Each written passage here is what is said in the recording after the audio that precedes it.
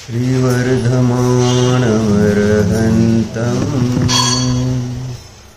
नत्वा बालप्रबुद्धये विरच्यते मितस्पष्ट संदर्भन्यायदीपिकाम्.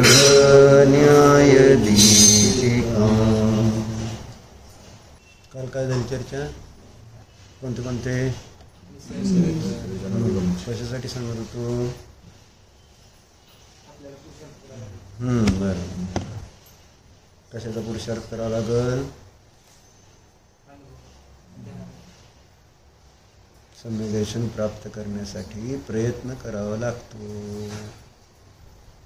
याची चर्चा आपण काल करत होतो. म्हणून कारण का तर न्यायशास्त्रामध्ये कशाचं वर्णन केलेलं आहे? प्रमाण आणि न्यायाचं. बरोबर, एवढं एक सूत्र आहे फक्त. कारण तत्वार सूत्रामध्ये हे पहिल्या अध्यायामध्ये 6वं सूत्र सांगितलं, प्रमाण नये रतिगमः. न्यायदीपिकेमध्ये सुद्धा त्याची सुरुवातीला पीठिका घेतलेली आहे की आम्ही इथं प्रमाण न्यायाचं वर्णन का करतोय म्हणून. काय कारण न्यायदीपिकेमध्ये तुम्हाला वाचतो, पहिला पॅराग्राफ आहे.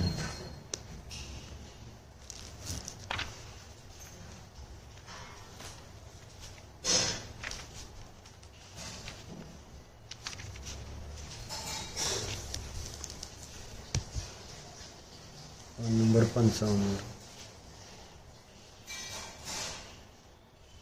आहे. प्रमाण नय विवेचनस्य पीठिका. प्रमाण आणि नय यांचं विवेचन म्हणजे विश्लेषण करण्यापाठीमागची भूमिका. पीठिका म्हणजे भूमिका. प्रमाण आणि नय याचं वर्णन न्यायग्रंथामध्ये असतं म्हटलं नाही. आणि असं आपल्याला वाटतं किंवा बहुतेक जणांना असं वाटतं की न्यायग्रंथांमध्ये तर अन्य मतवादींचंच खंडन वंडन केलं गेलेलं आहे, त्याचा आपल्या जीवनात काय उपयोग आहे? अन्य मतवादींनी काय मानलंय आणि त्यांचं का चुकीचं आहे? काय आपल्याला करायचं त्याचं? त्याने आपल्याला काय उपयोग? त्याचा काय आपल्याला उपयोग? असं एक वाटतं. म्हणजे जेव्हा शास्त्राभ्यास करू लागते तेव्हा, आणि त्यातल्या त्यात पुन्हा मग अध्यात्मशास्त्राचं अध्ययन, कोणी कर्णाणयोग आदी आगमशास्त्राचं अध्ययन करू लागल्यानंतर त्यांचं महत्त्व वाटू लागतं सगळ्यांना. समयसार वाचलं तर समयसार भारी भारी भारी आहे ना. मग त्यावेळेस असं वाटतं की मग बाकी काय उगाच न्याय शिकायचा आहे, कर्णाणयोग शिकायचा आहे, असं वाटतं अभ्यासात आळशी असणारे लोक. त्यामुळं त्यांना असं वाटतं की बाबा काय गरज नाही ना, आत्मा ज्याचं मला ध्यान करायचंय ते समजला म्हणजे झालं की. आणि मग उगाच बाकी विषयाचं काय वाचण्याचं प्रयोजन असं वाटतं. न्यायशास्त्र तर नकोच वाटते. सोपं पाहिजे ना, सगळं इझी पाहिजे.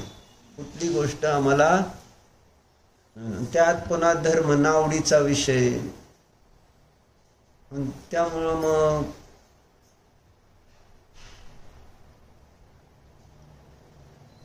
अवघड असं त्याचा अभ्यास असेल तर कोण करणार सांग. एक तर अगोदरच नको असतो अभ्यास, आहे ना, समजून घ्यायची अशी काही भूमिका फार नसते ना धर्म. आणि आपणच नाही, इतर लोक कोणी असू दे, किती जण त्यांना माहिती असतं की आपला धर्म काय, आपले तत्व काय, आणि काय असतं धर्म म्हणजे. असं काय, असं कोण अभ्यास करतं काय? त्यांच्यात पण ठराविक लोकच अभ्यास करणारे असतात.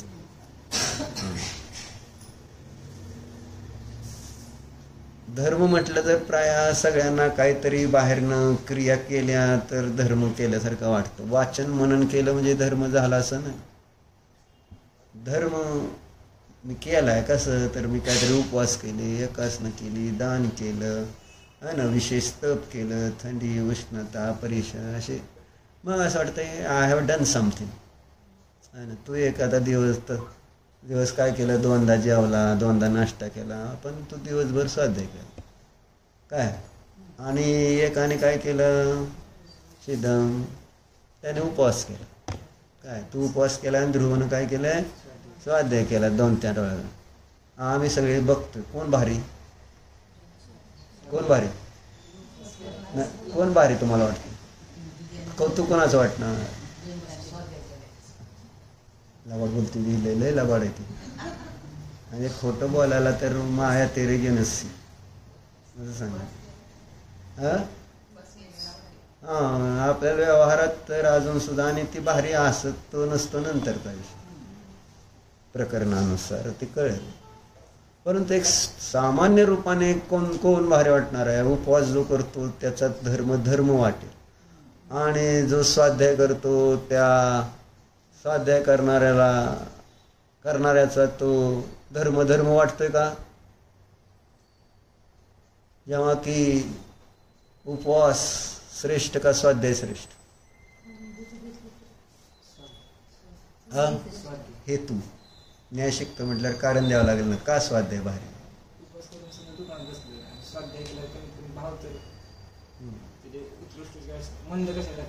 मग उपवास केल्यावर मन कशा होतात की काय? उपवास करून बघ, तुला इंद्रियविषयी भोगच भोगू वाटणार नाही. हे उपवास म्हणजे अशी ताकद असते जी आज आपल्याला खाल्ल्यानंतर मग टी बघ, मोबाईल बघ, अमुक कर तमुक कर, जी सगळी ताकद लागते ना इंद्रियविषयी भोगायला पण ताकद लागते. तुम्ही उपवास केला ना, तुम्हाला कशातच नको, असं मेंगळल्यासारखं पडतं ना मनुष्य. त्यामुळे मग कायच करू वाटत नाही त्या दिवशी. तुम्हाला म्हटलं काय बघा भोगा म्हटलं तर बघता येणार. असं त्या उपवासामध्ये जादू आहे खरं तर. त्याची गरज असते वर्तमान पंचम काळातल्या लोकांना, त्याची गरज आहे तशी तर आहे ना. आणि असू द्या, ते उपवास बी करणार नाहीत आणि स्वाध्याय बी करणार आहेत, म्हणून थोडं सोपं धर्म द्यायचा म्हणून स्वाध्याय धर्म दिला. बरं आहे, बरं बाबा नाही ना उपवास जमत तर कर, स्वाध्याय तर कर नाही खरं तर असं. पण कारण काय, उपवास भारी का स्वाध्याय का? कोण भारी? हेतू पूरक सांगायचं आणि अविनाभावी हेतू द्यावा लागेल. बरं आहे का? झोपतो का थोड्या? ऐकू येईल की आत? सर पुढे सारखा डॉक्टरांना येऊ द्या, रस्ता ट्रॅफिक जाम झालं, कुठंही कोणी बसायचं. आता बायका इकडे बसले, तू तिकडे का बसली? इथं सगळे कुठं बस? हा, मग मागं बस, तिकडं तिथं बस की एकदम, त्याला चिटकून बस मागं, म्हणजे पंखा लागत नाही. गीतट आहे तुला ती येते, त्याला फॅनचं वार लागत आहे का?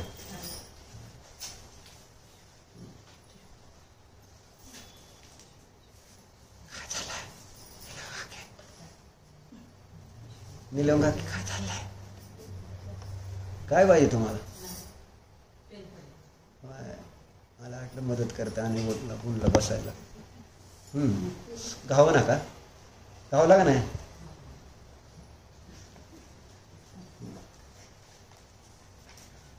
कोण भारी आणि का भारी? आणि हेतू कसा पाहिजे? अविनाभावी पाहिजे, की ज्याद्वारे साध्य सिद्ध झालं पाहिजे. तर एक स्थूल रूपाने बघितलं तरी 2 प्रकारचे तप आहेत का नाही? कोणते? अंतरंग तप आहेत आणि बहिरंग तप. मग बहिरंग तप कोणते? 6 आहेत आणि अंतरंग 6 आहेत. त्याच्यामध्ये उपवास हे तप कोणत्या? अंतरंग आहे का बहिरंग आहे? बहिरंग तपातलं पहिलं तप म्हणजे सर्वात जगन्य तप आहे उपवास. तुमच्या माहितीसाठी सांगतो. आणि क्रमाने एक एक तप उत्तम उत्तम उत्तम कडे नेलेले 12 तपामध्ये. सर्व जगन्य तप आहे उपवास. आणि आमच्या बुद्धीत आज सर्वश्रेष्ठ तेच झाले. हे विपरीतता. आणि सर्वश्रेष्ठ तप कोणतं आहे? ध्यान. ते सगळ्यात निकृष्ट झाले. हे आहे बुद्धी. ध्यानाला काय महत्वच राहिलं नाही. बरोबर आहे. महत्व ध्यानाचं किती राहिले सांगा. ध्यानाला तप म्हटलं माहिती आहे तुम्हाला. 12 तपातलं 12वं तप अंतरंग तप आहे. आणि ते ध्यान आहे. आणि की जे ध्यान या जीवाला सम्यक दर्शन देतं. जे ध्यान या जीवाला मोक्ष मार्ग प्रगट होण्यामध्ये कारण आहे. जे ध्यान अर्यंत सिद्ध अवस्थेचं कारण आहे. ध्यानच. ध्यानानेच कर्म नष्ट होतात. ही सगळी ध्यानाची चर्चा विस्ताराने दिलेली आहे शास्त्रात. ध्यान, ध्यानात आणि ध्यानानेच सर्व सिद्धी होणार. खरं बघितलं. पण ध्यान कोणाला महत्वाचं वाटत नाही. वाटतं का महत्वाचं ध्यान? जेवढे आपल्याला पूजन महत्वाचं वाटतंय है ना. बाकी क्रिया ज्या आपण करतो खायच्या प्यायच्या त्या महत्वाच्या वाटतात. कांदा खायचा नाही, बटाटा खायचा नाही, अमुक खायचं नाही, रात्री खायचं नाही, ह्या महत्वाच्या वाटते. बरोबर. स्वच्छता, आत्म्याच्या स्वच्छतेचं काय, त्यासाठी ध्यान करावं लागतं. आपोआप बाहेर स्वच्छता होती. आपल्याला करावं लागत नाही. चांगलं आहे. सांगतोय स्वच्छता हे तप श्रेष्ठ आहे का ध्यान तप श्रेष्ठ? ध्यान श्रेष्ठ. स्वच्छता हे बहिरंग तप करताय तुम्ही. अंतरंग तपाला महत्व देणं असं झालं. अरे अंतरंग आता वय वाढल्या तर अंतरंग तप वाढवायची गरज आहे. बहिरंग तप आता यथाशक्ती योग्यता त्याच्यामध्ये आपल्याला विकल्प करण्याला अधिक चान्स नाही आहे आता. आणि विकल्प करून केवळ आपल्याला संक्लेश होणार आहेत बहिरंग तपाच्या बाबतीत. बहिरंग तप तरुण वयात करायचं असतं. बहिरंग जे काय जाऊन आपल्याला करायचं ना, शरीरात आपलं काम कमी करते त्यावेळेस अंतरंग तप चालू करायचे. म्हणजे आणि ते क्रम पण तसाच आहे ना, व्यवस्था पण तशी आहे. शरीरात बल पण कमी झालं तर मग आता जास्त फोकस कशावर व्हायला पाहिजे. आणि सांगितलंय पण तरुण वयातच चारित्र्य पाळलं होणार आहे बाहेरचं. वृद्धता येईल तसं तसं शिथिलता येणार आहे. आणि शिथिलता येणार तसं तसं आपल्याला संक्लेश होणार आहे. म्हणून वृद्ध अवस्थेमध्ये जास्तीत जास्त अंतरंग तप करा. म्हणजे ज्ञान ध्यान असं आपल्याला सुखी ठेवायचं असलं तर. कारण परिणामाची संक्लेशता म्हातारपणी वाढत जाते. कारण सांग, तू म्हातारी नसली तरी विचारले, तू म्हातारी आहे का? म्हातारी म्हणायला कोणीच तयार होणार नाही. ऐक, शरीराला म्हटलं तर जीवाला म्हटलं का म्हातारी मग. आणि आता नैतिक हेरांशी अपेक्षा पण म्हातारी नाही का? म्हातारी आहेच का? बर, काय प्रश्न विचारला मी?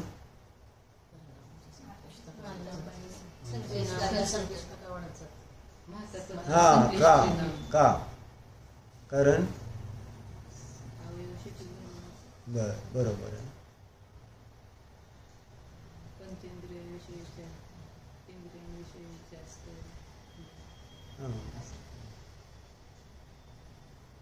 आपल्या इच्छा पूर्ण होत नाहीत. म्हातारपणी इच्छा पूर्ण होत नाही.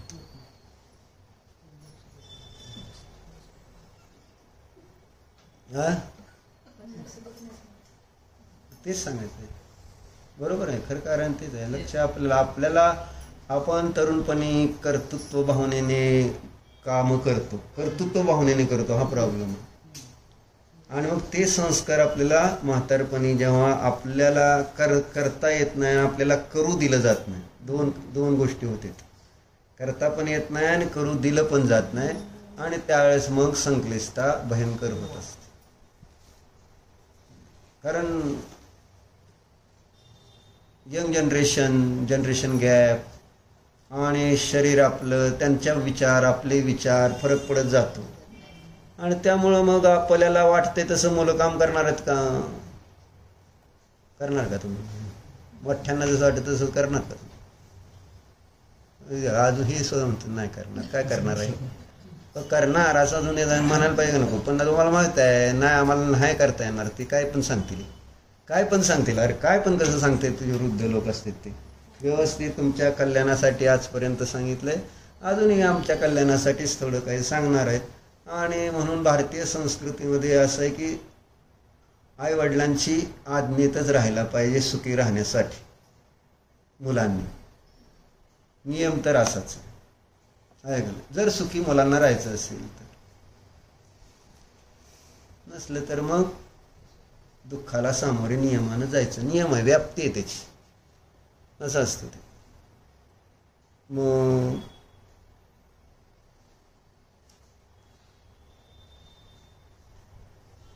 काय झालं? संक्लेश जास्त वाढलेले असतात. शरीर पण आपल्या इच्छानुसार काम करत नाहीत. शरीरात रोग होते, शिथिल होतं म्हटलं का नाही शरीर. रोग आल्यानंतर मग आपल्याला पाहिजे तसं शरीर काम करत नाही म्हटल्यावर तेव्हा पण त्रास होतो. जसं जसं पुढं सरकणार तसं तसं. आणि बरं का तसं होणार तर शरीरात ममत्व केलंय, एकत्व केलंय. आयुष्यभर ज्यावेळेस तरुण होतो त्यावेळेस आपल्याला कळत नव्हतं, पण जेव्हा शरीर म्हातारं होतं आणि आपल्या इच्छानुसार शरीर काम करत नाही त्यावेळेस परत दुःख होतं. कर्तृत्वाचे, एकत्वाचे, ममत्वाचे संस्कार जे केलेले असते ते संस्कार म्हातारपणी त्रास करत असतात. कारण काही करता येत नाही आहे ना. अहंभाव कमी केलेला असतो, त्याचे ते संस्कार आपल्याला त्या शरीरापासून भिन्न आत्म्याचं ध्यान करू देत नाहीत. भेदज्ञानाची धारा तेवढी तीव्र होत नाही. कारण शरीर कुरकुर करायला लागलं की पाहिजे ना, थोडं गरम झालं तरी पंखा लागतो. म्हणजे इतकं थोडं कठीण होतं. ते तरुण असलं तर मनुष्य होऊ दे थोडं गरम का सहन करते, म्हणजे मी अनुभवतोय म्हणून. कारण मला काम नाही ना. तुम्हाला काम असल्यामुळे तुम्हाला कळत नाही की बाबा काय काय शरीरात बदल होते. मला वेळ आहे, भयंकर वेळ आहे. त्यामुळे मला एक एक गोष्ट विचार करायला संधी. आणि तुम्हाला इथनं उठल्यानंतर वेळ असतो का काय विचार करायला? दुसरेच विचार कितीतरी अनेक विचार असते. स्वयंपाकापासून पाण्यापासून व्यापार उद्यम असो, मुलं बाळं असो, अशा अनेक गोष्टी आपल्या डोक्यामध्ये बसलेल्या असतात. त्यामुळे तुम्हाला ते विचार करण्याला संधी देत नाहीत. काय चाललंय काय नाही. आणि लगेच गोळ्या घेऊन बरं व्हायचं, इंजेक्शन घेतलं बरं व्हायचं. बरोबर आहे. म्हणजे शरीराला जर त्रास झाला तर तरुणपणी सहन करते. हृदयाला सवय झालं तर घ्या गोळ्या, घ्या इंजेक्शन. सहन होत नाही ना असं. आता ते असं होतं. म्हणून तरुणपणी भेदज्ञानाचे संस्कार करणं गरजेचं आहे. कोणतंही काम करताना कर्तृत्व भाव नसावा. बोलताना, चालताना, बसताना, खाताना, उठताना, या तर साध्या रोजच्या क्रिया झाल्या. पण त्या सोडून आपण ज्या एक्स्ट्रा क्रिया करतो बाहेरच्या, स्वयंपाक पाणी, दुकानदारी वगैरे, जी काय आपण एक्स्ट्रा वर्क करतो, हे तर रोजचं झालं. समजा गरज आहे, चालणं बोलणं वगैरे होऊन जाईल. पण ते सोडून आपण वेगळ्या क्रिया काय काय करत असतो बघून घ्या. काय बरोबर आहे का? रोज स्वयंपाक पाणी केल्यामुळं सुनबाई करायला लागली तर चालते का? मध्ये काहीतरी करावं लागतं का नाही आपल्याला सगळ्यांना? तिकडे काय बघायचं? सगळेजणच मध्ये मध्ये सोनांच्या करता का ना तुम्ही? कर्तृत्व भाव नाही म्हणून असं होतं.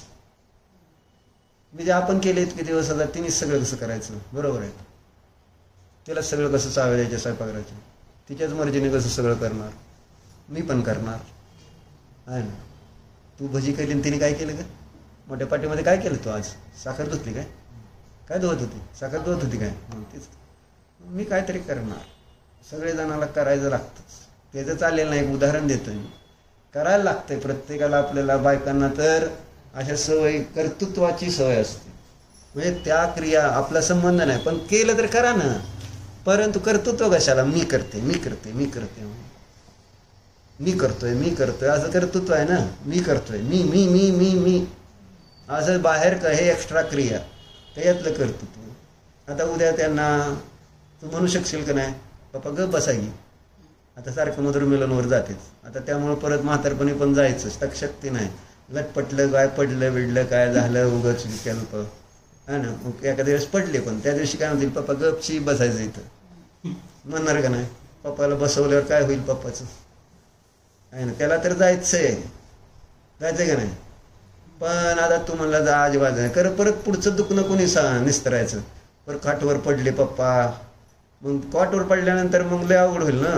म्हणून खवळून आपलं ग बसा घेतं जरा, सारखं तिकडं काय जायचं असं होणार का? असं खवळणार का नाही? हे सांगा. जायचंय तर जायचं, पण तर मी नाही बाबा करता. आपल्याला सहजतेने सोडता यायला पाहिजे ती क्रिया. कुणी काय म्हटलं बरं नाही आता बास करा, बरं बाबा सोडतो, हे घेऊन टाका तुम्ही. म्हणजे एक सहजतेने त्यांच्याकडं पुढच्या जनरेशनकडे इझिली देऊन टाकलं पाहिजे. आणि म्हणून आपल्याकडे सिस्टीम होती वानप्रस्थ आश्रम. म्हणजे तुम्ही सोडा ना, काय होणार? संकलेशच होणार. जास्तीत जास्त महाराजांकडे राहा ना, मग जाऊन तुम्हाला आवडते महाराजांना तर गपचिप जाऊन राहायचं. महाराजांकडे राहायचं, तिकडंच 6-6 महिने राहायचं, यायचं नाही. बघा तुम्हाला सुनबाई ना असं या म्हणून तुमचं असं पडगावून करून गेल घरात, माहिती आहे गेल का नाही? गंमत बघा तुम्ही. तुम्हाला ते त्यांना म्हणाले गेले तिकडे बरं झालं आपलं, त्यांचं ते करतेलं आपलं, आपल्याला बी तिकडं सुख आणि इकडे ह्यांना बी सुख. आणि कधीतरी आल्यानंतर माणसाला त्याची महिमा जास्त असते. या बसा बुवा, म्हणजे असं त्यानं 2-4 दिवस राहणार आहे तर परत जाणारच आहे आपण है ना. असं परत राहायला आलं तर परत भांडण होतील. जास्त दिवस राहिलं तर पहिले 4 दिवस चांगले राहते. तसं नवीन सासू सुना 4 दिवस सगळ्या चांगलं राहिलं का ना तुम्ही? सुजाता चांगलं राहिलं का नाही प्रेमानं? नवीन सगळ्याला सांगत हो माझी सून, माझी सून असं. सुरुवातीला माझी म्हणत होता, नंतर काय म्हणता?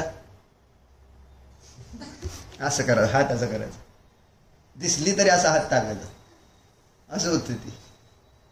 असं नवीन त्या ठिकाणी खूप दिवस ज्यांचा आपला संबंध नाही त्याचा संबंध जोडला किंवा खूप दिवसानं भेटलं तर 1-4 दिवस, 9 दिवस जसं म्हटलं तसं बोललं, ते विषय संपले. 4 दिवस 9 दिवस संपल्यानंतर आहे ना अति परिचयात अवज्ञ. देवशास्त्र गुरुला विचारत नाही तर तुम्ही कोण? इतकी अवज्ञ आमच्याकडनं होते अति परिचय झाल्यानंतर. म्हणून आत्मानुशासनमध्ये तर तसा उलटा, मग त्याच अतिपरिचयात अवज्ञाच्या म्हणीनुसार त्यांनी तिथं घेतलं ना, राग द्वेषाचा तुला किती परिचय आहे, त्याची अवज्ञा का करत नाहीस? असा एक गुणभद्राचार्य श्लोक. हुशार असते आचार्य आहे ना. त्याचा रोजचा परिचय नाही रागद्वेष भावांचा, त्याचा कधी आपल्याला अवज्ञा होते म्हणजे त्याचा अविनय होतो का आपल्याकडनं? कायम आपण त्याला असं झेलतो. राग द्वेष कशाचे विभाव त्यांना असं आपण झेलतो तळ हाताच्या फडाप्रमाणे व्यवस्थित. अजिबात त्यांना त्रास झाला पाहिजे. ते म्हटलं तसं झालं पाहिजे. जसे राग झाले, जसं ते झालंय, जसे विभाव झाले त्यानुसार कार्य झालं पाहिजे. त्याच्याबद्दल आपण कधीही आहे ना त्याचा अविनय करत नाही. काय सांगितलं तुम्हाला उपाय? 6 महिने महाराजाकडे राहायचं, 1-2 महिने राहायचं, परत यायचं, परत 1-2 महिने राहायचं, घरी आपल्या 8-15 दिवस राहायचं. मग त्यावेळेस तुम्हाला म्हणतील राहावा की पप्पा. बरं तू राहतील म्हटलं तर राहायचं 2-4 दिवस. येतो म्हणा जाता आम्ही आता महाराजांकडे राहतो. बघा प्रयोग करून. माझ्याकडे सगळे प्रयोग आहेत ना, केले तर ना आणि लागून बरोबर आहे. करावं लागतं जर सुखी व्हायचंय, दुःखातनं मुक्त व्हायचं. जो इलाज डॉक्टर सांगतोय ते करावं लागते ना. तुम्ही सांगितलं जर इलाज करावं लागेल केला तर बरं आहे, नाहीतर काय तुम्ही सांगण्यात अर्थ आहे. मोकळं होतंय ते. कशासाठी चाललंय? वय झाल्यानंतर संकलेश जास्त होते. त्यावेळेस काय करायला पाहिजे? अंतरंगत तप करायला पाहिजे. अंतरंगत तप आहे त्याच्यामध्ये. कोणतं आहे पहिलं अंतरंगत तप? प्रायश्चित्त. प्रायश्चित्त केलं पाहिजे. प्रायश्चित्ताचा आपण भावच समजत नाही म्हटलं की नाही. आपण रोजच म्हणतो प्रायश्चित्त. केव्हा म्हणतो?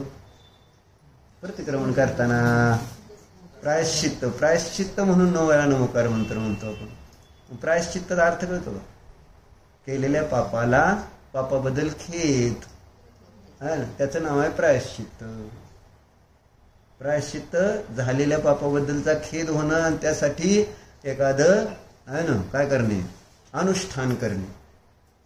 न कोणी नमोकार मंत्र करतंय, कोणी काय रसत्याग करतंय, कोणी ज्याला जसं शक्ती तस तप करतं त्याग करतं. प्रायश्चित्त म्हणून की माझ्या आत्म्यापासून मी दूर गेलो, त्यासाठी परमात्म्याची माझ्याकडनं विराधना झाली, त्यासाठी म्हणून त्यांचं स्मरण व्हावं म्हणून नव्यानं मुकार मंत्र वगैरे या पद्धतीने प्रायश्चित्त घेतलं जातं. प्रायश्चित्ताचा अर्थ काय असतो? पश्चाताप. प्रायश्चित्तार्थ पश्चाताप असतो. मग पश्चाताप होतोय का आपल्याला प्रतिक्रमण करताना? आणि म्हातारपणे आपल्याला प्रायश्चित्त करायला पाहिजे नाही तर, कारण पश्चाताप व्हायला पाहिजे. आयुष्यभर मी काय करू शकलो असतो आणि मी काय केलं याचं थोडंसं विपाक विचय अपाय विचय धर्मध्यान जरा केलं तर मग केलेल्या दोषाबद्दलचं जेव्हा आपण प्रायश्चित्त करू तर आपले परिणाम छान होते. मी तरुण वयात लहानपणापासून आत्ता म्हातारपणापर्यंत काय काय पाप केली याच्यावर जर चिंतन केलं आणि त्याच्यावर केलं तर आपले परिणाम चांगले होतील. हे चुकलंय बाबा माझं, अशा अशा गोष्टी चुकलेल्या आहेत माझ्या तरुणपणामध्ये, माझ्या बालपणामध्ये. अशा पद्धतीने त्याबद्दल जेव्हा आपण विचार चिंतन करू लागलो तर आपले परिणामाचं प्रक्षालन होईल, परिणाम विशुद्ध होतील. म्हणून प्रायश्चित्त म्हातारपणी करण्यासारखं नाही. बाहेर ना तर शरीरानं तुम्हाला अनशन म्हणजे उपवास होत नाही, एकासन होत नाही, रसपरित्याग होणार नाही, विविक्त शयसन नाही आणि वृत्ती परिसंख्यान नाही म्हटल्यानंतर करणार काय? आणि जे जमतंय ते करायचं, जमतंय ते करायचं. हे सगळं कशासाठी आहे? कशासाठी असतं तप? परिणामाच्या विशुद्धीसाठी. म्हणजे बहिरंग तप संक्लेश होण्यासाठी नाही आहे. बहिरंग तपापाठीमागचं प्रयोजन परिणाम विशुद्ध व्हावेत म्हणूनच असतं. पण ते करताना संक्लेश व्हायला लागलं तर ते तप राहत नाही ना. तपाचं धर्माचं प्रयोजन एक मात्र परिणामाची विशुद्धी आहे. आणि विशुद्धीच नाही राहिली तर मग ते तपच राहिलेलं नाही, धर्मच राहिलेलं नाही त्याच्या पाठीमागे, असं होतं. म्हणून सांगितलं की तरुण वयामध्ये बाहेरची तप चांगली करा. आणि ते केल्यामुळं आपल्याला वृद्धपणी किंवा पुढं ते संस्कार तुटण्यामध्ये, कारण बहिरंग तप काय करते? नो कर्मापासून दूर ठेवते. नो कर्मापासून दूर ठेवल्यामुळे संस्कार चांगले राहते आणि मग आपल्याला अंतरंग तप चांगलं करता येतं. म्हणजे ध्यान चांगलं करता येतं, स्वाध्याय चांगला करता येतो, विनय चांगला करता येतो, वयावृत्त चांगलं करता येतं. ह्या गोष्टी चांगल्या प्रकारे करता येतात. कशामुळं? जर आपण आहे ना बहिरंग तपाच्या द्वारे नो कर्मापासून स्वतःला वेगळं ठेवून भेदज्ञान करून शरीराच्या प्रतीचं ममत्व कमी करण्यासाठी बहिरंग तप असतो. नाहीतर अन्नातल्या वनकिडे असतो. म्हणून 4 गोष्टी तर त्या ह्याच्यातलेच आहेत, भोजनासंबंधित आहेत. बहिरंग तपामध्ये माहिती आहे का? सगळा बेस आहे भोजन. आपल्या विकारांचा, विभावांचा, विकल्पांचं बेस आहे भोजन. म्हणून भोजन शुद्धी आपल्याकडे विशेष सांगितली गेलेली. कारण त्याचा असा आपल्या म्हटलं ना DNA मध्ये ते रक्तामध्ये जातं. तसे जसे परिणाम करत तसे आपण वाचून दाखवलं नाही तुम्हाला महाभारतातली गोष्ट वाचून कोणती दाखवली होती? काय तुमच्या लक्षात राहते? दुर्योधन म्हटला होता त्यांना किंवा तुम्ही काय भांडण करत नाही कोणापाशी कोणी प्रश्न विचारला होता. कृष्णाकडे गेला होता दुर्योधन की आमच्याकडे एवढे मोठे योद्धा आहेत, सगळे आहेत, सैनिक आहेत, पण तरी सुद्धा ती काय असं लढताना हारतीतच. असं उत्साह कसा नाही लढण्यामध्ये? मग काय सांगितलं होतं त्यांनी? हा ना, अन्यायाने कमवलेलं धन खाऊ घाल. बघ कशी भांडते ती, असं सांगितलं. आता न्यायाने कमवलेलं खाल्ल्यामुळं त्यांना कळतंय बरोबर काय, नीतीनं कमवल्यामुळं हे चुकीचं आहे, आम्ही भांडतोय ते, हे त्यांना पण समजतं.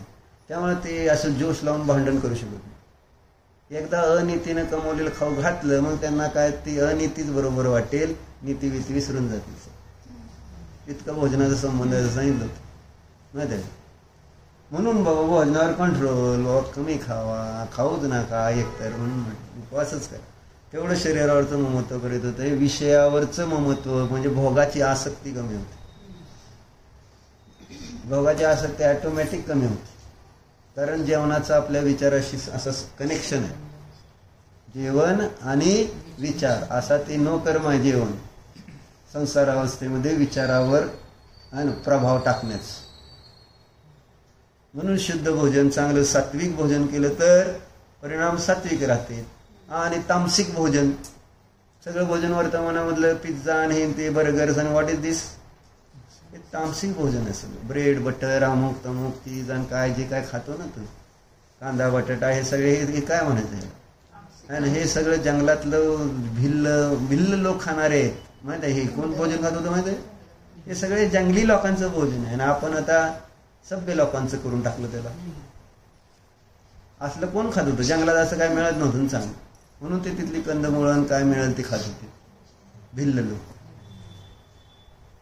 म्हणजे हे सभ्य लोकांचं जेवण नाही.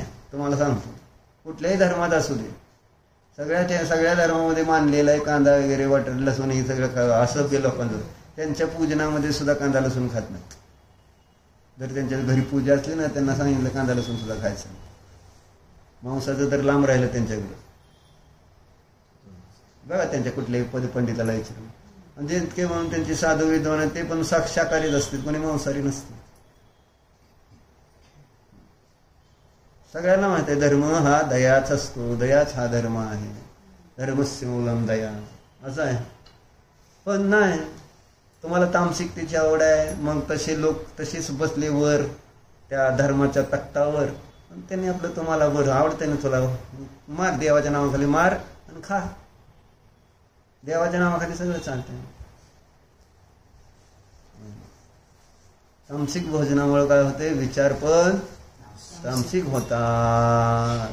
मग तुम्ही किती प्रयत्न केला तर चांगला परिणाम होत नाही.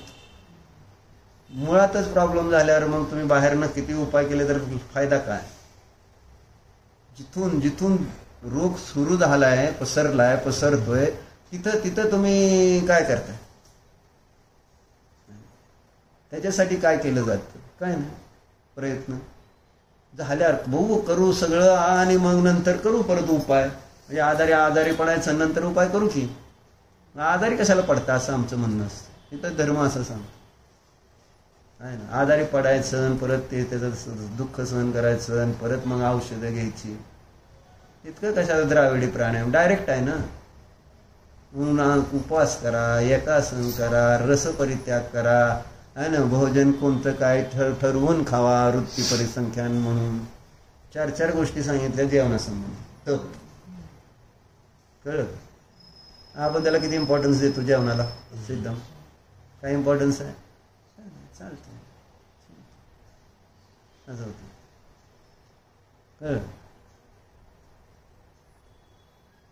घ्यायचं काय नियम?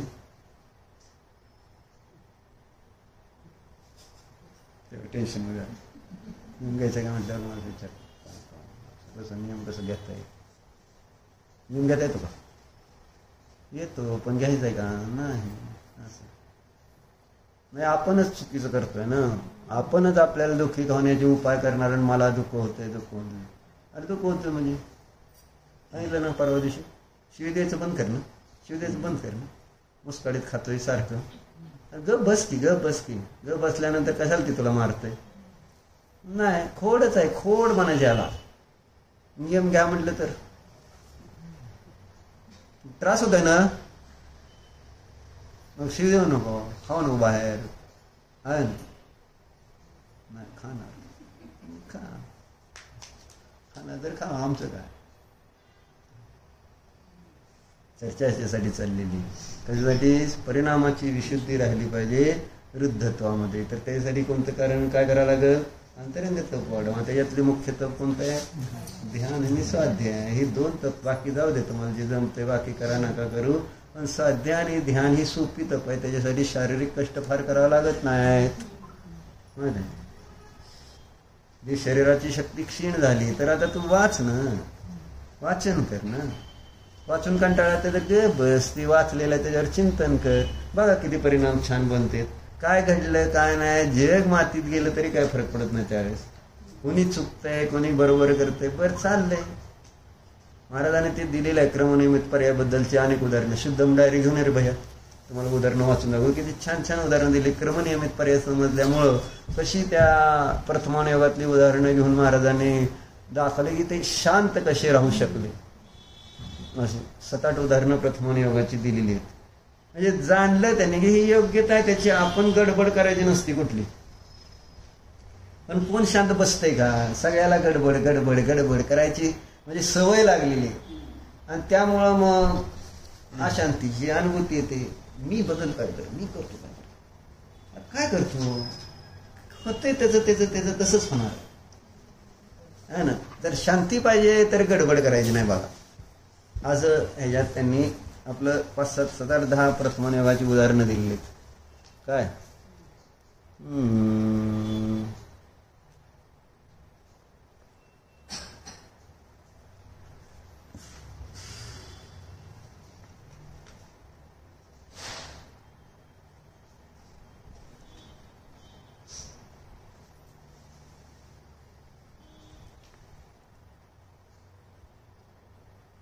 आहे का?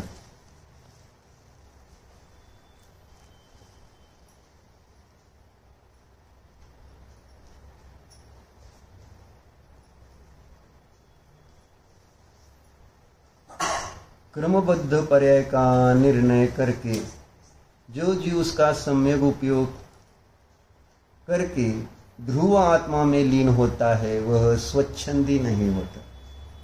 असं वाटेल की स्वच्छंदी होतील म्हणून आपल्याला नाही विकल्प का नाही. आपल्याला वाटते ते स्वच्छंदी होते. तू स्वच्छंदी होतोय तुला कळते का? आपण कधी स्वतःला स्वच्छंदी मानतो का? समोरचे स्वच्छंदी दिसते आहे ना. कोण स्वच्छंदी दिसतं? सुना स्वच्छंदी आहेत का नाही. कितीला बी उठते ते, कितीला बी झोपते ते. बरोबर आहे. आपलं सांगतोय बरोबर का? हा काय पण करते तर मुलांबून बरोबर आहे का? किती पण तूप वापरते नाही ना. तूप जाळते. काय झालं हे असं एक दुसऱ्याला स्वच्छंदी बघितलं जात आणि तुम्ही स्वच्छंदी बघणारे स्वच्छंदी होतात. अगोदर बघायचंय काय योग्यता. बघायचं काय योग्यता आहे. आणि आपल्याला पुरुषार्थ जिथं करता येते तिथंच करा. कुठं करता येतोय? आपल्या मर्यादेमध्येच आपल्याला पुरुषार्थ करतात. आपल्या मर्यादेच्या बाहेर जाऊन तुम्ही पुरुषार्थ केला तर ठोके खावं लागतं. ते तुम्हाला माहित आहे की पण मार खावा लागतो ना मर्यादेच्या बाहेर गेल्यावर. मार खावा लागणार आणि लागून बरोबर आहे का?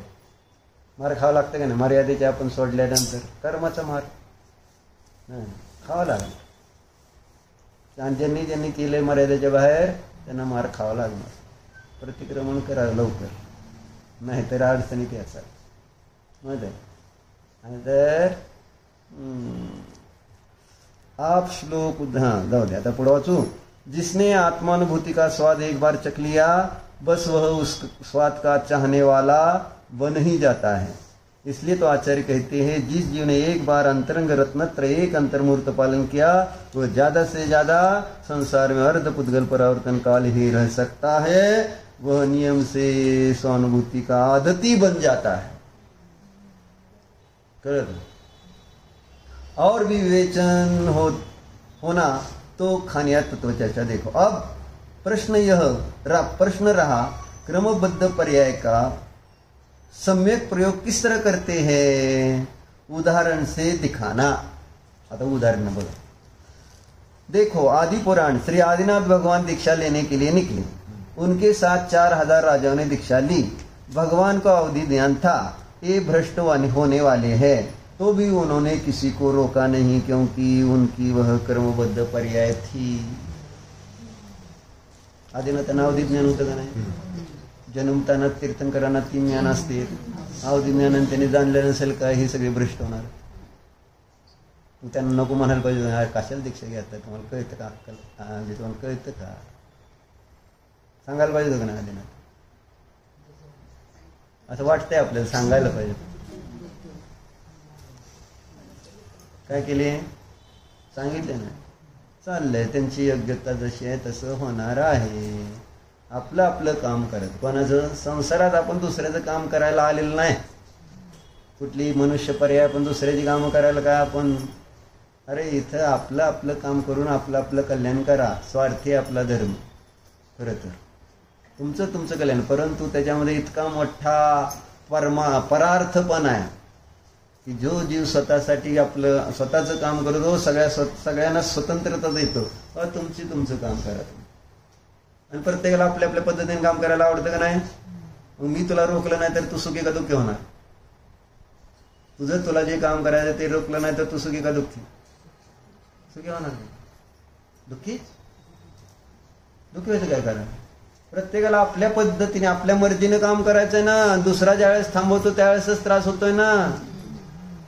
कर बाबा, आपण सांगितलंय है ना. आणि सांगताना सुद्धा असं कर्तृत्व भावना आहे की बाबा मी तुझ्यात बदल करून दाखवतो, तुला मी ब्रह्मचारी बनवून दाखवतो, असं कर्तृत्व भावना आहे. कर्तृत्व घेतलं तर तू होणार नाही. आणि सहजतेनं तुला मोकळं सोडलं तर तू म्हणशील मला द्या राव म्हणून माग लागशील आहे ना. पण मी तसं गडबड करून देणार नाही. कळलं का सिद्ध? माग लागचाल तुम्ही. पण म्हटलं नाही ह्यांना करतोच मी आता ब्रह्मचारी, मग काय होईल? तुमचा इगो जास्त वाढेल माझ्यापेक्षा. तुम्ही म्हणताय ना आम्ही करतच नाही, बघू काय तुमच्यात किती लावा तुमची ताकद सगळी.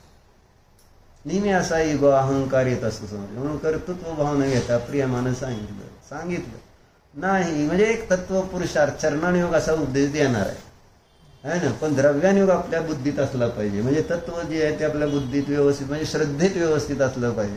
चरणानुयोगाने थोडंफार अशा पद्धतीने जेणेकरून तत्वश्रद्धानाला मदत होईल असा चरणानुयोग आहे सगळा.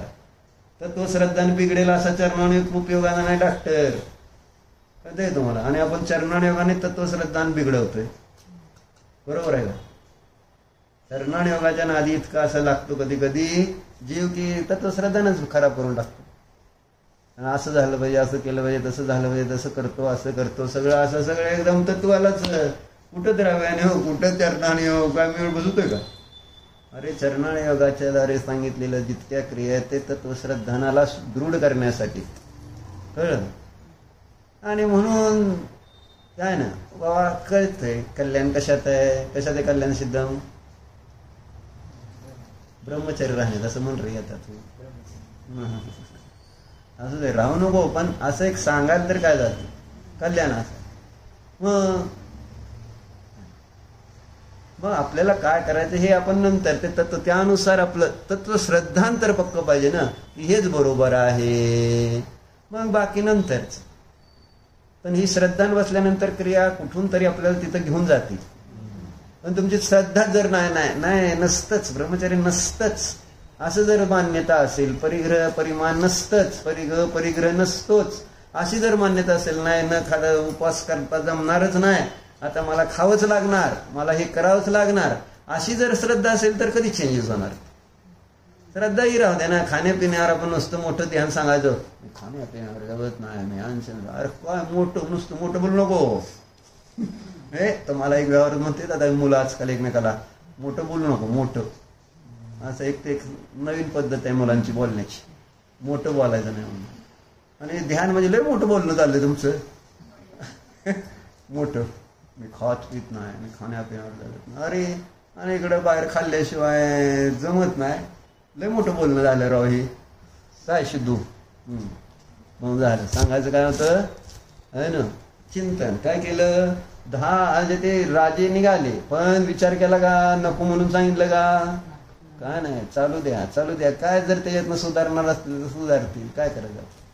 आपण आपल्या मार्गाने पुरुषार्थ आपल्या पद्धतीने करायचा. आणि कदाचित राजांना सांगितलं असतं, त्याने ऐकलं नसतं तर काय करावं? आदिनाथाचा अपमान झाला असता ना. हे जावा रे बाबा, तुम्ही भ्रष्ट होणार आहे, दीक्षा वगैरे घेऊ नका. नाही आम्ही घेणार. एखादा आता हट्टी श्रद्धावान कसे असते? हट्टी असते श्रद्धावान, म्हणजे बिना विवेकाची ज्यांची श्रद्धा असते ना, अंधश्रद्धा, त्यांना त्या ठिकाणी कसंही सांगितलं तर काय समजायला तयार नसतं, पटायला तयार नसतं ना. किती सांगा ते हिंसेमध्ये धर्म नसतो, काय जे ज्या पद्धतीने धर्म करतात तो धर्म नाही म्हणून कसं जरी समजून सांगितलं पटतं का? अंधश्रद्धा जेव्हा बसते ना त्याला देव सुद्धा बदलू शकत नाही. अंधश्रद्धावानच प्राय दिसून पडते विवेकाच्या अभावामध्ये. आणि मग ते बदलायला तयार होणार नाही असं. मग आईंची अंधश्रद्धा होती ना आदिनाथांवर, राजेंची. नाही तुम्ही करणार तीच आम्ही करणार. तुम्ही दीक्षा घेतली ना, आम्हाला नाही म्हणताय ना, आम्ही घेणार. अरे घेऊ नको, भ्रष्ट होशील असं सांगितलं पण असेल कदाचित, असं पण म्हणून काय हरकत आहे म्हणायला? आदिनाथांनी सांगितलं पण असेल प्रेमानं, बाबा घेऊ नका, तुम्हाला अजून दीक्षा वगैरे काय कळतं का, काय करतोय मी, काय करणार आहे, काय करायचं असतं, काहीच माहिती नाही ना. कारण दिवे ध्वनी फिरले नाही तोपर्यंत काहीच माहिती नव्हतं. मग काय करायचं, मग मोकळ्यात फॉलोअर्स असले व्हायचे नाही, अंध फॉलोअर झाले. आणि मग पुढं काय घटना घडली माहिती आहे आपल्याला, सगळे भ्रष्ट झाले. भूक सण होती का त्यांना, सगळे काय वज्र ऋषभ महाराज सणनवाले होते का, नव्हते. आदिनाथांचं सण वज्र ऋषभ महाराज, त्याच्यामुळे ते सामान्य गपचीप आपलं केलेलं पाप 83 लाख पूर्व पाप केलं त्यांनी. म्हणजे संसारात राहून सगळे आसीमसी कृषी विद्या शिकवलेले किती मोठं पाप झालं होतं. मग त्याचं प्रतिकरण प्रायश्चित म्हणून त्यांनी आपलं तप धारण केलं, ते काय सर्ग तप. आणि 6 महिने उभारले नको, म्हणजे ते पापाचं प्रक्षालन निर्जरा करायचे होते. भयंकर कर्म बांधली ते आदिनाथांनी सुद्धा गृहस्थावस्थेमध्ये.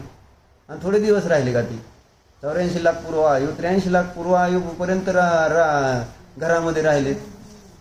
मग पापाचा संचय गृहस्थीला किती मोठा होतो आहे का. मग त्याची निर्जर करायला तेवढंच त्या ठिकाणी तप करावं लागतं, माहिती आहे का. जेवढं पाप केलं तेवढं प्रचुर मंगल जसं करावं लागतं, तेवढंच प्रक्षालन करण्यासाठी तप पण तेवढंच करावं लागणार, असं असतं ते.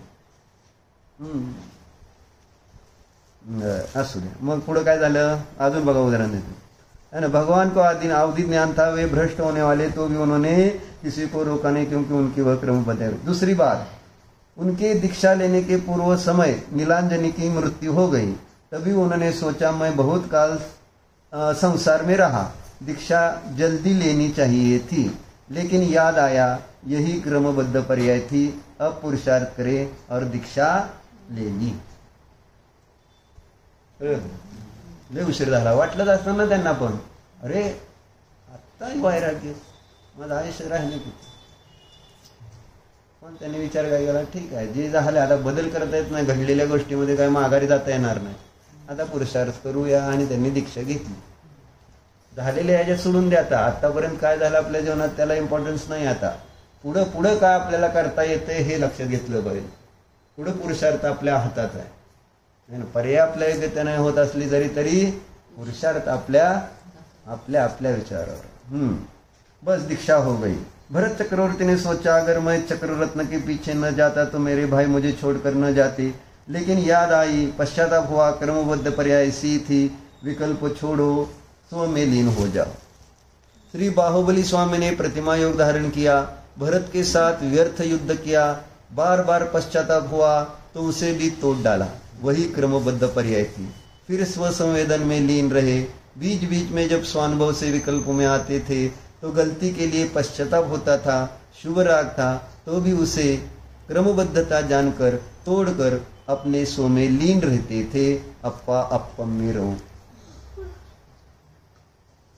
आखिरी वक्त पश्चाताप किया कि यह विकल्प उठना अच्छा नहीं, और उसे भी क्रमबद्ध पर्याय जानकर स्वस्वरूप में लीन रहे तो केवल ज्ञान पर्याय प्रकट हुई.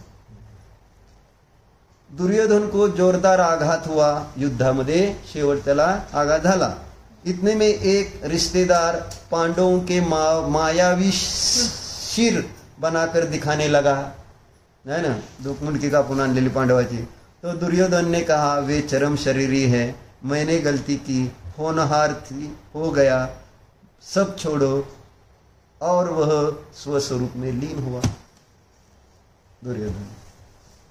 प्रत्येक बलभद्र नारायण का कलेवर लेकर 6 महीने घूमे, आखिर में याद आया यह सब क्रमबद्ध पर्याय है, होनार है, मैंने गलती की है, क्षमस्व करके प्रतिक्रमण प्रत्याख्यान किया, स्वसंवेदन किया, बाद में कलेवर जला दिया. श्री पूज्यपाद आचार्य की दृष्टि चली गई, उन्होंने शांति भक्ति की दृष्टि प्राप्त की, उन्हें पश्चाताप हुआ, यह मैंने ठीक नहीं किया. पश्चाताप में भी ज्यादा देर रहे नहीं, कहा होनहार हो गई, अब अपनी तरफ चलो, स्वसंवेदन किया, सल्लेखना धारण करी. श्री समंत भद्राचार्य को भस्मक रोग हुआ, दीक्षा गुरु की आज्ञा से दीक्षा छेद किया, रोग ठीक हुआ. राजा ने कहा शंकर को नमस्कार करो, उन्होंने कहा मेरा नमस्कार यह पिंड सहन नहीं करेगी, है ना, भंग हो जाएगी. बात बोल दी, लेकिन राजा ने कहा कल देखेंगे. आचार्य श्री को पश्चाताप हुआ, क्योंकि एक द्रव्य दूसरे द्रव्य का कुछ नहीं करता, गलती हो गई थी, वाग बाण चले गए थे, कुछ भी दिल को पसंद नहीं आया, अब परीक्षा होने ही वाली थी। उन्होंने पश्चाताप भाव के होनार हो गया था। अपने स्वानुभव को पकड़ा, उसी में लीन हुए। आकुलता चली गई, विचार स्फुरित हुए। कल स्वयं हुआ भूत ही तेन भूतले शब्दों से शुरू करेंगे। उसमें षटकारक है ना, एक द्रव्य दूसरे द्रव्य का कुछ करता नहीं। दिखने में 24 भगवानों की स्तुति, लेकिन है ना षटकारक प्रत्येक कार्य की उस एक ही द्रव्य की एक एक समय की पर्याय में लगा दो। कारण परमात्मा की स्तुति शुरू हुई। वस्तु स्वरूप भरा हुआ था, होनहार पर्याय प्रकट हुई। उद्गल पिंडा अपने स्वशक्ति से दुभंग गई। श्री चंद्रप्रभ भगवान की मूर्ति अपने ही पुद्गल के षटकारक से और उस पर्याय में षटकारक लगते हुए प्रकट हुई। राजा भी अपने षटकारक से जैन बन गया, होनार होता रहा, होनार हो गया। आचार्य श्री शांति सागर जी के संग में श्री चंद्रसागर जी मुनि थे। हट से अकेले शिखर जी यात्रा को चल पड़े। कुछ दिन बाद आचार्य श्री शांति सागर जी से मिले। प्रतिक्रमण, पश्चाताप आदि सहित प्रायश्चित मांगा। आचार्य श्री शांति सागर बोले, कुछ गलत हुआ नहीं। इसका मतलब था जो पर्याय होने वाली थी हो गई। व्यर्थ विकल्प छोड़ो, स्व में लीन रहो। श्री माघनंदी आचार्य मुनि दीक्षा लेकर छोड़कर विवाह कर बैठे। एक दिन पश्चाताप हुआ, होनार हो गया था। चलो फिर से स्वस्वरूप में रहने का प्रयत्न किया। दीक्षा हो गई, मुनिराज बन गए। ज्यादा देर पश्चाताप की क्रिया में रहते तो स्वस्वरूप में लीन न रहते।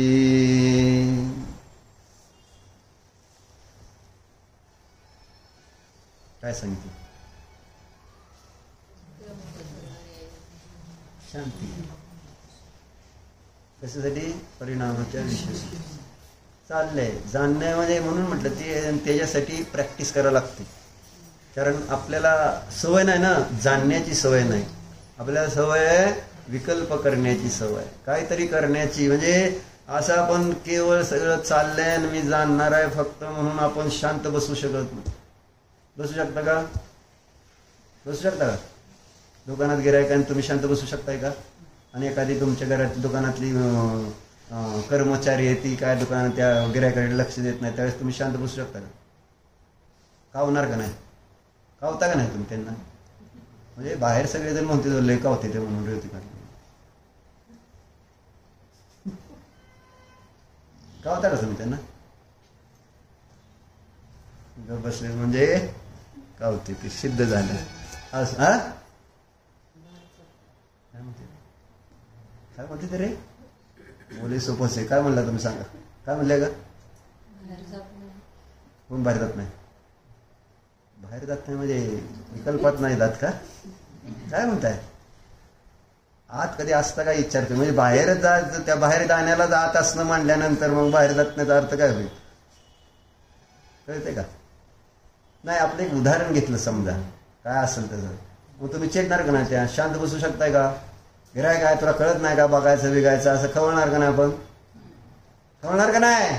होय म्हणा की उदाहरण आहे ना, काय तुम्ही खवळा नाही तर नका खवळा, आम्हाला काय करायचं? बाहेर जाऊ नाही तर नका जाऊ लबाड. मग खवळते ना माणूस, चिडतेच की. मग त्याला सांगायचं त्याच प्रकारे आपण शांत, म्हणजे जाणण्याची क्रिया होत नाही आपल्याकडे. जाणण्याच्या क्रियेसाठी भयंकर अभ्यास लागतो, त्याच्यासाठी ध्यान करावं लागतं. मग कुठंतरी थोडं थोडं थोडं थोडं मग आपल्याला ते प्रॅक्टिसमध्ये येऊ लागेल. कर्म न कर्माची ज्ञाता त्यावेळेला होणार. नुसतं तोंडाने बडबडून होत नसतं, मी कर्माचा न कर्माचा जाणणार आहे, करणारा नाही. तोंडाने बडबडून होत आहे काय आहे ना? तुम्ही केल्याशिवाय स्वच्छता होती का? रोज शास्त्र बुडवत आहे. तुम्हाला सगळं करावं लागतंय ना, दुकानातलं सगळे स्वच्छता, घरातली सगळं स्वयंपाकघर सगळं. मग काय शास्त्र काय येत नाही? रोज सौख्यात जात आहे. आम्ही 9ला सुरू करू शास्त्र. आमचं शास्त्र केलं असतं 9, 5, 10 वाजले मिळतं. आता जसं तुम्ही उशिरा येणार तसं आम्ही उशिरात घेणार आहे. 11पर्यंत घ्यायचं शास्त्र. तिकडं नाही, म्हणजे उत्तरेकडे 11पर्यंत असतं, 10ला सुरू होतं शास्त्र वगैरे. कारण लोक मंदिरात सकाळी येते, पूजन अर्चन आणि मग प्रवचन 10ला ठेवलेलं असतं, 11ला सोडते आणि मग जाऊन लोक दुकानावर देतात 11 नंतर निवांत. इथं घाईटा दुकान काय लोक तर येतच नाहीत. दुकान म्हणजे अल्पेशजी येतच नाही, दर्शनजी येतच नाहीत. दुकान घर जाऊ दे. चर्चा कशासाठी सांगायची तुम्हाला? ही काय सांगतो म्हणजे शांत राहता येतंय का, आणि त्याच्यासाठी ध्यान रूपी तप किती महत्त्वाचं आहे, आणि ध्यान तपासाठी स्वाध्याय किती महत्त्वाचा आहे. मी प्रश्न विचारला तर सुरुवातीला महत्त्व कशाचं वाटतंय, स्वाध्यायाचं का उपवासाचं. तर आपल्याला उपवास भारी वाटतो, परंतु तप कोणतं श्रेष्ठ आहे, स्वाध्याय तप हे अंतरंग तप आहे ना. स्वाध्याय कुठलं आहे, अंतरंग तप आहे, म्हणजे ते अगदी आपल्याला मोक्षाला नेण्याच्या जवळचं तप आहे. उपवास तप हे एकदम आहे ना लांबचं आहे, आणि स्वाध्याय हे जवळचं तप आहे. म्हणून आपल्याला स्वाध्याय तप करणं गरजेचं आहे, संक्लेशापासून दूर राहण्यासाठी. जसं जसं आपलं वय वाढेल तसं स्वाध्याय कशासाठी, परिणामाच्या विशुद्धीसाठी. कशावरून विषय निघाला होता आपला, कशावरून विषय निघाला होता, सिद्धांत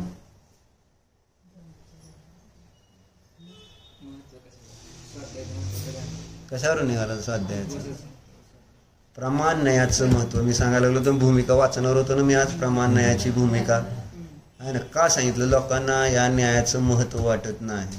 त्यांना वाटतं काय ह्याच्यात खंडन मंडन आहे, एक शुद्ध आत्मा घेतला बाद झालं असं वाटतंय. कोणी कर्णाने वाचायला लागलं तर ते कर्म हे तर फार भारी शास्त्र आहे, काय त्या खंडन मंडनाचं वाचन करायचं. आणि ह्याला एक दार्शनिक ग्रंथ म्हणून समजून आपल्या प्रयोजनाची याच्यातून काही सिद्धी होत नाही असं मानून या ग्रंथांचं अध्ययन नव्हे. पूर्वी तर ह्याचे डिग्री ज्यांच्याजवळ घ्यायचे होते, असे कोर्सेस होते.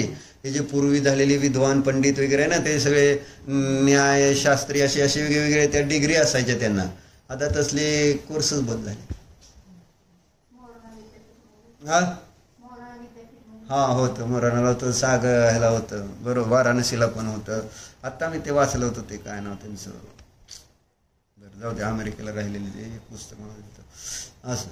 आणि मी हिंगोलीला गेलतो, तिथं जे एक जयकुमार दोडल म्हणून होते, ते वकील होते.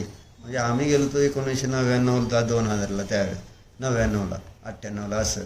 त्यावेळेस ते होते 70-75 वर्षाचे. त्यांनी वकील झालेले होते, त्याच्या किती म्हणजे तरुण वयात. त्यावेळेस ते म्हटले आमच्या सिलेबसमध्ये LLBच्या प्रमेय रत्नमाला नावाचा ग्रंथ होता, म्हणजे आपला न्यायशास्त्रातला ग्रंथ. त्यांच्या LLBच्या म्हणजे जो LLB कोर्स होता ना त्याच्यात होता. पण काळाच्या ओघात काय दुसऱ्याचं वाचायचं. पण हे सगळे आपलेच चुकीचे विचार आहेत. आपल्या विचाराचं खंडन मंडन न्यायशास्त्रात आहे, इतरांचं नव्हे. म्हणजे इतर मतवादी सगळे, माझ्या एका विचारामध्ये अनेक मत आहेत अज्ञानीच्या.